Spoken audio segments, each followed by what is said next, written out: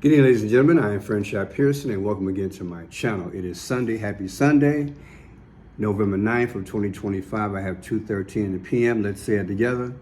Praise our God, from whom all blessings flow, and may He cover us in His blood, because that is what we need to endure. I want to present to you a controversial figure and also another figure. These are comments that I thought and feel are timely. The first one is Dr. Umar Johnson, very controversial, black, quote unquote leader, very controversial. Some people don't trust him as far as I can spit. But every now and then he does say some things which will make you think. And this is one of the times he's talking about this government shutdown. I stumbled upon it.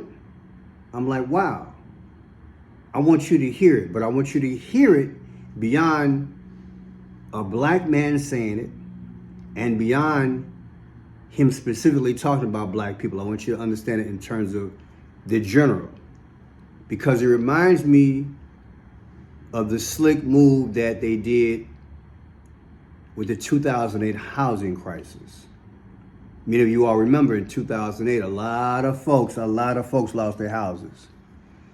And I almost got caught up in the scam. I was married then, and I walked out on a deal, and my wife couldn't believe it. And I called her dad, and I told him why. He couldn't believe it either.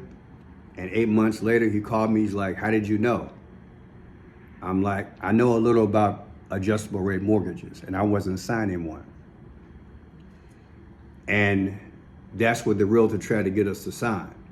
And many people had signed off on adjustable rate mortgages. And the payments went up 1/4 or even half, and some even doubled. And I was in the building management field at the time, security and a special assistant to the building manager. And I saw a lot of people cry in the lobby when they lost their condos, because they didn't know what they were signing. So people, I want to present this to you. I want you to keep that in mind, that there might be a power grab and a real estate grab through the government shutdown, because a lot of people sustain themselves through, believe it or not, the money that they're getting in terms of food to keep the roof over their head. And you have people who are airline traffic controllers and also TSA. If this thing goes too long, you've already seen, depending on where you fly from, 10 to 20% of flights canceled. And like I said, I think in my last video, you got a lot of mom and pop and independent grocery stores who depend on SNAP customers to keep their business going.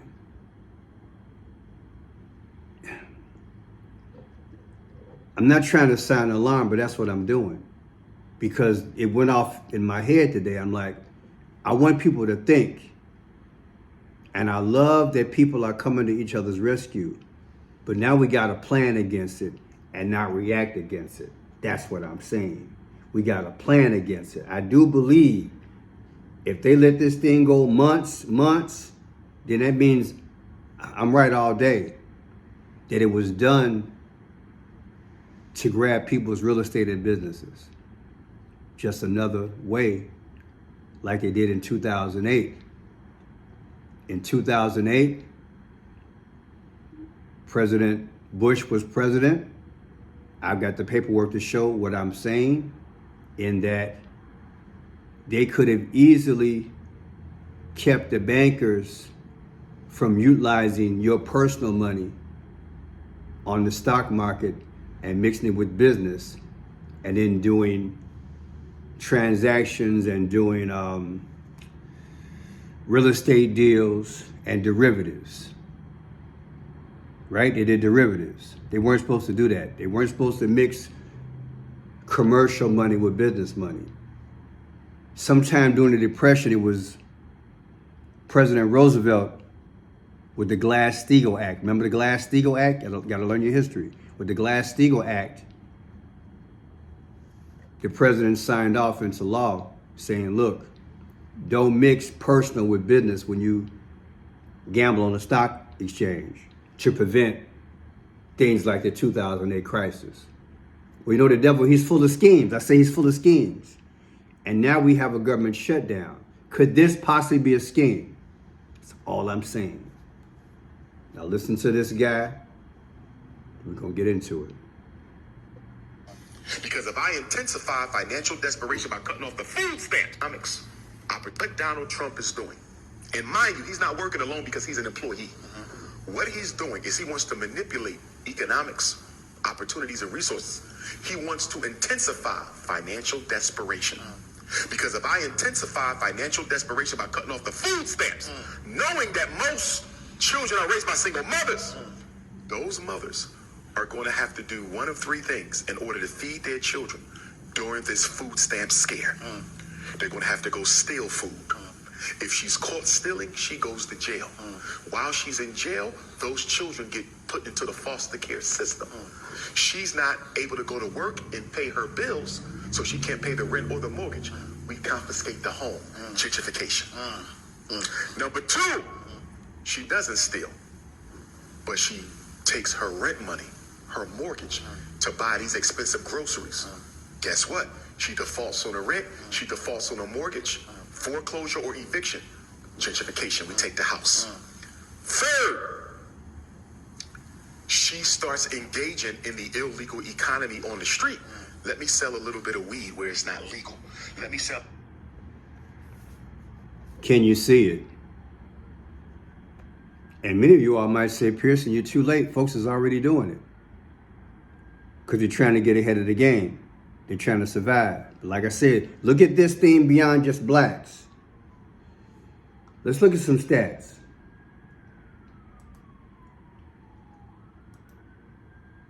In America, women had approximately between 17 to 20% of single parent households. We'll let the alarm go by, right? Fitting though. American women had approximately 17 to 20% of single parent households. 80% of single parent families are headed by single mothers. This means that out of all single parent households, which make up a portion of all households, again, roughly 17 to 20% are headed by women. Here's another stat. Approximately 49% of single mothers' households in Illinois, that's my state, participated in SNAP in 2023. So almost 50% of single mothers who had the household, they participated in SNAP in 2023. In 2022, 38% of single mothers received SNAP benefits, according to one report. Other studies show that around 37%. In Illinois, 46.7% in 2023. So give or take, it's high. It's high. Now I want you to listen to this one gentleman, because he believes that Trump is desperate because he took a shellacking November 4th with the election, governors, mayors. And what is he trying to do now to get back in our good graces? He's promising $2,000 stimulus checks. Listen. What this desperate buffoon is saying now, he is so panicked after his party got destroyed on Tuesday and all of these poll numbers coming in, which are abysmal. He has a 37% approval rating. He's underwater on every major issue. He is now scared to death of losing the midterm elections. And what that means in terms of Democrats having the ability to investigate all his crimes and bribery schemes and extortion rackets. He is scared to death. So now he is trying desperately to turn around his poll numbers.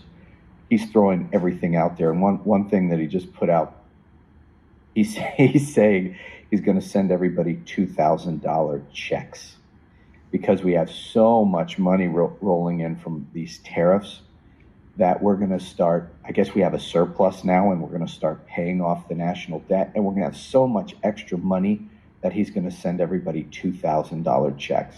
I don't have to tell most of you that this is absurd. Now, you mindless Trump cultists in the audience, you might, need the education. Guys, there is no surplus. There's no surplus. Never was under this man, never will be. In fact, he is the biggest debt spending president in American history, already surpassing himself from the first term. We are adding, did an article a couple weeks ago. We added $1 trillion to the national debt in just 2 months. And I brought that to you guys' attention a few days ago, that we added, I think it was $1.6 trillion to the national debt in 2 months under Trump.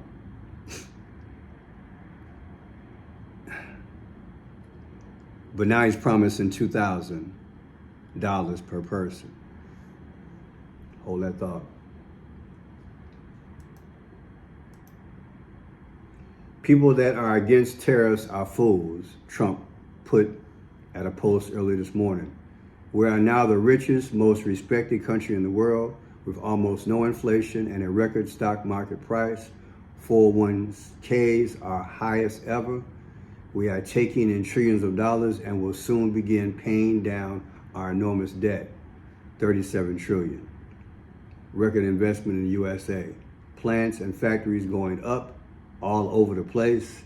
A dividend of at least $2,000 a person, not including high income people, will be paid to everyone. He posted that today at 6:25 a.m. People, is he desperate? Look, I want to know, is he desperate? And if we don't get this bull and tame it, what are we going to be within 3 to 6 months? Listen to this here. Listen here. Your tariffs are going to be over $1 trillion a year, in my opinion. We're going to do something. We're looking at something where, number one, we're paying down debt because people have allowed the debt to go crazy. But, with growth, with the kind of growth we have now, the debt is very little, relatively speaking. You grow yourself out of that debt. It's not a question of paying it. You grow yourself out. And the numbers are so much bigger than they ever were. The numbers we have now are bigger than they ever were. So when you have $36 trillion in debt a year ago or 2 years ago, and you have a lot less revenue coming in, then you have 37 or 38. It's not 38 yet, but it will be.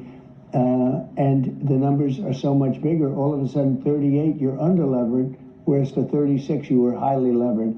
We're not highly levered anymore. Now, with that being said, we'll pay back debt, but we also might make a distribution to the people, almost like a dividend to the people of America. How much are you thinking for that, sir? Well, we're thinking maybe $1,000 to $2,000. Be great. So, You heard it from him, right? You heard it from him. Form of dividend to the American consumer. Now, we haven't heard how much yet. We know this has been on Donald Trump's radar, but we've never actually seen a number from him or a time frame. And right now, that number, Donald Trump said, is $2,000 to Americans except for high-income earners. So let's assume if we don't include children here, we just look at adults for a moment, that's about 150 million American workers. Take out higher income workers and do not do this. So let me ask you something. Let's go back to my first premise. Women, housing, and now, quote unquote, desperation, $2,000 per person. Is Donald Trump desperate, and is he reacting in relation to the November 4th election? Number one.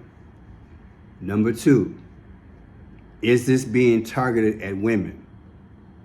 A new way move like they did in 2008 for the bigs to gobble up real estate like Pac-Man. Look, it happened in 08. I watched the people cry. TSA, how long can they go? How long can airline traffic controllers go?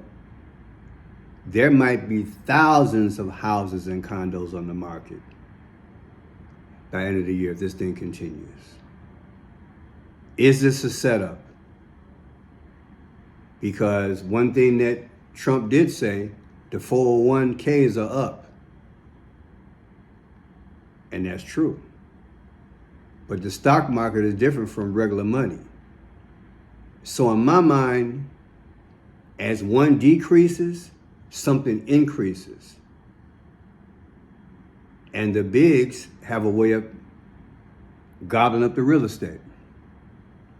Do you think that if this thing continues, this is what's going to happen? There's going to be more cars on the market, more homes on the market, and more businesses, which are moms and pops grocery stores, out of business, and that real estate is going to be on the market.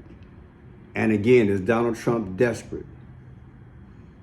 $2,000 is a tourniquet. You're in intensive care and got a Band-Aid. If the money's pulled from tariffs, okay, fine. That's not going to hurt our national budget.